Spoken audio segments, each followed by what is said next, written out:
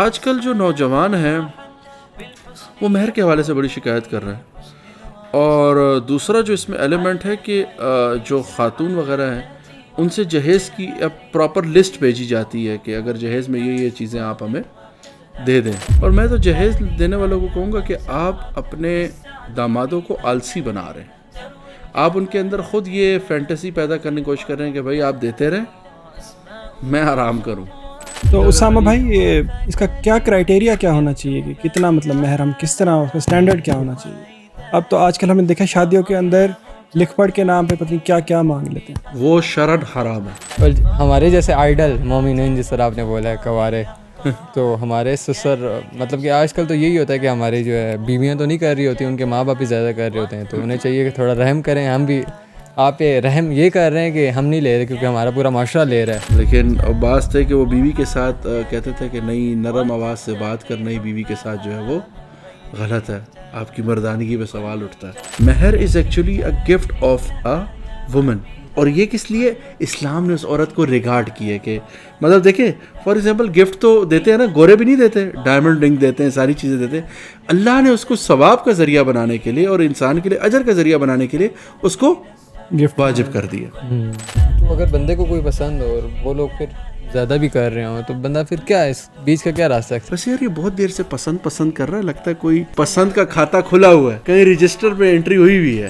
Mental understanding اگر کسی خاتون کے ساتھ ہو جائے اور ایسی بات طے ہو جائے آپ کی اور اس طرف موو کر جائے تو دونوں کو اپنے گھر میں کوئی نہ کوئی رول پلے کرنا ہوتا ہے، اور وہ شاید کر بھی رہے ہوتے ہیں. ٹھیک ہے، منانے کا رول بھی پلے ہو رہا ہوتا ہے، کچھ چیزوں کا رول بھی پلے ہو رہا ہوتا ہے. اس کا ایک لیونگ اسٹائل ہوگا، وہ ہوگا ٹھیک ہے، وہ کہہ دے کہ میں تمہارے ساتھ جو ہے وہ پتھروں پر بھی سو جاؤں گی، ٹھیک ہے، لیکن اگلے دن آپ کے گھر آئے اور اس کو پتھر پر سونا پڑ گیا، وہ کہتے ہیں نا راہ بہ جانے واہ بہ جانے.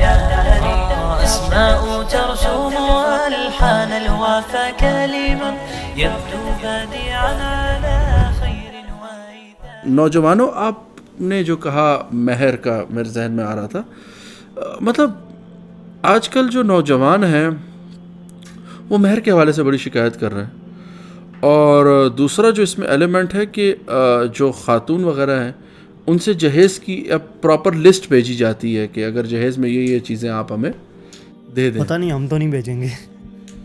بہت اچھی چیزیں نہیں بھیجیں. میں نے کہا نا ہم یہاں بات کر رہے ہیں میجورٹی کی، ہم بات کریں میجورٹی کی کہ میجورٹی کیسے چلتی ہے. اور میں تو جہیز دینے والوں کو کہوں گا کہ آپ اپنے دامادوں کو آلسی بنا رہے ہیں. آپ ان کے اندر خود یہ فینٹیسی پیدا کرنے کی کوشش کر رہے ہیں کہ بھائی آپ دیتے رہیں میں آرام کروں.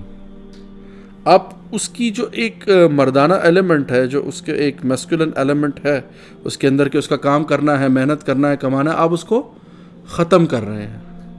اس کے اندر ایک تھاٹ پرووک کر رہے ہیں کہ بھائی اگر آپ کام نہیں بھی کرو گے تو ہم آپ کو چلا لیں گے. سو اس بارے میں آپ کا کیا خیال ہے؟ یہ جو حق مہر اور جہیز کا جو ہمارے ہاں باقاعدہ، اور پھر خدا نخواستہ طلاق ہو جائے تو اسی پر جھگڑے ہوتے ہیں کہ جی آپ ہمارا سامان واپس کریں، یہ کہتے ہیں جی آپ ہمارا مہر واپس کریں. تو میرے خیال سے جو تو جہیز لیتا ہے نا اس کو تو چاہیے لڑکی والے بھی اس کو رگڑ کے رکھیں، مہر اس سے صحیح زیادہ لیں. جیسے وہ پچھلے دنوں گنجا کر دیا تھا. ہاں جی. اور ہمارے جیسے آئیڈل مومنین جس طرح آپ نے بولا ہے کوارے، تو ہمارے سسر مطلب کہ آج کل تو یہی ہوتا ہے کہ ہماری جو ہے بیویاں تو نہیں کر رہی ہوتی، ان کے ماں باپ ہی زیادہ کر رہے ہوتے ہیں، تو انہیں چاہیے کہ تھوڑا رحم کریں. ہم بھی آپ پہ رحم یہ کر رہے ہیں کہ ہم نہیں لے رہے کیونکہ ہمارا پورا معاشرہ لے رہا ہے. تو نہیں فرحان ایک سیکنڈ، وہ رحم نہ کریں کیونکہ انہوں نے حق مہر نہیں لینا، حق مہر تو لڑکی نے لینا ہے. ہاں تو یہ بھی آج کل بڑا بنا ہے کہ آپ کی بہت امپورٹنٹ چیز ہے کہ آیا جو حق مہر ہے ہمارے ہاں، ہم جیسے آف ایئر بھی ڈسکس کر رہے تھے کہ حق مہر کی جو ڈسکشن میں عورت جس کا وہ ایکچولی حق ہوتا ہے وہ شامل ہی نہیں ہوتا، پوچھا ہی نہیں جاتا، اسے پتہ ہی نہیں ہوتا کتنا ڈیسائیڈ ہوا ہے. ہاں کیا ڈیسائیڈ ہوا ہے، کتنا ڈیسائیڈ ہوا ہے. اور وہ بیچاری کبھی میرے خیال سے اس کو وہ نکاح نامہ بھی نہیں پڑھایا جاتا کہ یار تمہاری یہ چیزیں جو ہے طے ہوئی ہیں. سما بھائی یہ تو بہت آگے بات ہے، رضامندی بھی نہیں کچھ لڑکیوں سے نہیں پوچھی جاتی کہ آپ اس شادی کے لیے راضی ہیں. ہاں یہ جو ہماری سوسائٹی کی یہ بھی چیز ہے. لیکن اچھا اب میرے خیال سے وہ بچیاں نہیں بچیں جو سر پھینک کے شادی کر لیتی ہوں. میں شاید غلط بھی ہو سکتا ہوں، لیکن اب میرے خیال سے ہماری بچیاں اتنی کانفیڈنٹ ہو گئی ہیں. جب سے موبائل آ گیا نا تب سے تو کانفیڈنٹ تباہی ہوئی ہے، لیکن وہ یہ بھی چیز ہوئی ہے کہ اب اچھی باتیں بھی ہوئی ہیں بہت زیادہ، لیکن یہ خاتون اب مجھے ایسی کوئی نظر نہیں آتی جو کہ چپ چاپ کے جی جدھر باندھ دو. وہ پہلے ہوتا تھا، پہلے پیرنٹس یہ کہہ کے جاتے تھے کہ بھائی تمہاری اس گھر سے صرف جو ہے اب لاش آنی چاہیے. یہ ہمارے والدین بھی ایک دوسرے کو بول رہے ہوتے ہیں کہ ہم نے تو دیکھا ہی نہیں تھا، تو ہم نے شادی کر لی تو آج تک ہم بالکل خوشی سے جی رہے ہیں، تو تم بھی یہی کرو. ہم نے وہ بھی دیکھ لیا ہے، ایک گھر میں بہن بھائیوں کی طرح آپ لوگ رہ رہے ہوتے ہیں. ویسے عمومی طور پہ اگر اپنے گھر کا ہم کلچر دیکھیں تو ہمارے ماں باپ جو وہ ایرا گزرا ہے، ان کے ہاں ایکسپریشن یا ایکسپریس کرنا نہیں تھا پیار. ان کو شاید وہ ایکسپریس کرنا آتا بھی نہ ہو، شاید اس طرح سے. بہت کم ہوں گے جو شاعری اس دور میں پڑھتے تھے نا، ناول پڑھتے تھے جو لڑکے، وہ پھر بھی رومانٹک تھے. اور میں نے کچھ ایسے اپنے ارد گرد لوگ دیکھے جو ناول پڑھتے تھے، وہ اپنی بیویوں کے ساتھ بڑے اچھے. لیکن بعض تھے کہ وہ بیوی کے ساتھ کہتے تھے کہ نہیں، نرم آواز سے بات کرنا ہی بیوی کے ساتھ جو ہے وہ غلط ہے، آپ کی مردانگی پہ سوال اٹھتا ہے. تو میرے خیال سے اس دور سے ہم بہت آگے نکل آئے ہیں. اب وہ باتیں شاید کہیں کہیں پائی جاتی ہوں، لیکن ایز اے میجورٹی میں مجھے نہیں لگتا کہ کہیں پائی جاتی ہیں یہ باتیں. تو مہر میرے خیال سے ہاں لڑکی کا ڈیفینیٹلی رائٹ ہے، اور لڑکی کو اس بارے میں پتہ ہونا چاہیے اور لڑکی کے ساتھ ڈسکس ہونا چاہیے. یہاں تک کہ امام شافعی تو یہ کہتے ہیں کہ لڑکی جو ہے وہ نکاح ہو جائے اور وہ نکاح کے بعد آپس میں طے کر سکتی ہے. تو اسامہ بھائی، یہ اس کا کیا کرائٹیریا کیا ہونا چاہیے کہ کتنا مطلب مہر ہم کس طرح، اس کا اسٹینڈرڈ کیا ہونا چاہیے؟ اب تو آج کل ہم نے دیکھا شادیوں کے اندر لکھ پڑھ کے نام پہ پتہ نہیں کیا کیا مانگ لیتے ہیں. وہ شرعن حرام ہے، غلط ہے ایسا نکاح. میں جیسے نا شرائط لکھواتے ہیں، اگر اس نے ایسا کیا تو ایسا کیا جائے گا، اگر اس نے دوسری شادی کر لی تو ہم اس کے ساتھ ایسا کریں گے. اچھا، ابھی میرے ساتھ بڑا ریسنٹ ایک ایکسپیرینس ہوا ہے. میں نے ایک ایسا نکاح ہوتے دیکھا، انہوں نے اتنی شرائط لکھوائیں. اچھا، بہرحال وہ نکاح کے ٹائم پہ جھگڑا بھی ہو گیا اور بہرحال آخر وہ نکاح ہو گیا. لیکن مجھے ابھی اس دن والدہ بتا رہی کہ بھائی ان کی تو ابھی رخصتی سے پہلے ہی معاملات ختم ہو گئے ہیں. سو آپ دیکھیں کہ اچھا یہ رشتہ ان چیزوں سے نہیں جڑتا. اصل میں ہم نے مہر کو سیکیورٹی کے طور پہ ٹریٹ کر رہے ہیں. مہر is actually a gift of a woman. اور یہ کس لیے؟ اسلام نے اس عورت کو ریگارڈ کی ہے کہ مطلب دیکھیں، فار ایگزامپل گفٹ تو دیتے ہیں نا، گورے بھی نہیں دیتے، ڈائمنڈ رنگ دیتے ہیں، ساری چیزیں دیتے ہیں. اللہ نے اس کو ثواب کا ذریعہ بنانے کے لیے اور انسان کے لیے اجر کا ذریعہ بنانے کے لیے اس کو گفٹ واجب کر دیا. اور یہ لڑکے پہ ڈپینڈ کرتا ہے کہ لڑکا مطلب کہ اگر دے سکتا ہے، اگر زیادہ لڑکی مانگ لے تو ہم نیگوشیٹ کر سکتے ہیں. دیکھیں، نیگوسیشن کا اس میں یہ ہے کہ اگر لڑکی کرنا چاہے تو بالکل کر سکتی ہے نیگوشیٹ، اس کو رائٹ ہے. نہیں، اچھا یہاں پہ اب جو ہمارے معاشرے میں جو حق مہر طے ہوتا ہے وہ ہم نیگوشیٹ کر رہے ہوتے ہیں سسر سے یا ان کے، تو ان سے کرنا چاہیے یا ہم نہیں، ان کے ذریعے پیغام پہنچنا چاہیے. اب جیسے میرا ہوا، میں نے ایکسپیرینس اس چیز کو کیا، تو وہ بہت باتیں ہو رہی، تو آخر میں نے کہا جی آپ جا کے ان سے پوچھ لیں وہ کیا کہتی ہیں اس بارے میں، ٹھیک ہے. تو اللہ کا شکر ہے ادھر سے بچت ہو گئی. انہوں نے کہا جی ہاں مجھے قبول ہے، شاید پسند آ گیا ہوں گا میں تب تک. تو انہوں نے کہا جی مجھے قبول ہے یہ مہر. ساموی میں اس بارے میں پوچھنا چاہتا ہوں، یہ جو کچھ لوگ مہر میں پراپرٹیز وغیرہ لکھواتے ہیں، ہمارا فکس چیزیں لکھواتے ہیں، گھر وغیرہ، تو اس بارے میں آپ کیا کہتے ہیں؟ یہ ہمیں دینا چاہیے یا نہیں؟ میں اس کو کبھی بھی ریکمینڈ نہیں کرتا ہوں، کیونکہ فکس ایسٹ جو ہوتا ہے پھر یہ بہت چیلنجنگ ہو جاتا ہے. مطلب، اور میں نے پہلے بھی جیسے بات کی کہ جو مہر ہے نا اس کو آپ سیکیورٹی کی طرح ٹریٹ نہ کریں، اس کو گفٹ کی طرح ٹریٹ کریں. ہاں، آپ اتنے صاحب استطاعت آدمی ہوں کہ آپ کے پاس 100 گھر ہوں. اب دیکھیں، آپ کے 100 گھر ہو تو اس میں سے ایک گھر چلا جائے آپ کو بھی فرق نہیں پڑے گا. آپ کے پاس 100 کنال زمین ہو، اس میں سے میں کہتا ہوں 5 کنال بھی چلے جائے آپ کو فرق نہیں پڑے گا. وہ ایک الگ سچویشن ہے. لیکن آپ کے پاس ہے ہی 1 کنال رہنے کو یا آپ کے پاس ہے ہی 10 مرلے رہنے کو، آپ کسی کو کیسے دے سکتے ہیں؟ تو میں کبھی بھی ریکمینڈ نہیں کروں گا کہ یہ جو ہے لیکوڈ میں آپ طے کریں. آپ گولڈ میں طے کر سکتے ہیں، آپ لوگ کیش میں طے کریں، اور میرے خیال سے اسی ویلیو پہ جو ہے نا مہر طے ہونا چاہیے. اور یہ جو شرائط کے ساتھ جوڑتے ہیں پراپرٹی، یہ جسے کہتے ہیں شرعاً نکاح کی حرمت کے خلاف ہے. کہ آپ جو مہر کا جو اصل ایسنس ہے اس سے ہٹ کے آپ جسے کہتے ہیں غیر شرعی مہر طے کر رہے ہیں. مہر کس لیے ہے؟ مہر گفٹ ہے نا. اور اچھا، جس کا گفٹ ہے اس کو طے کرنے دیں نا. اور ہاں وہاں اس پہ طے نہیں ہوا تو نکاح ختم, آگے چلے. تو اگر بندے کو کوئی پسند ہو اور وہ لوگ پھر زیادہ بھی کر رہے ہوں تو بندہ پھر کیا ہے, اس بیچ کا کیا راستہ ہے؟ دیکھیں میں نے ایسے کہا نا کہ جو پسند والی بات ہے, آپ پسند کریں لیکن آپ اپنی عقل کو وہ ملحوظ خاطر رکھتے ہوئے بھی پسند رکھیں.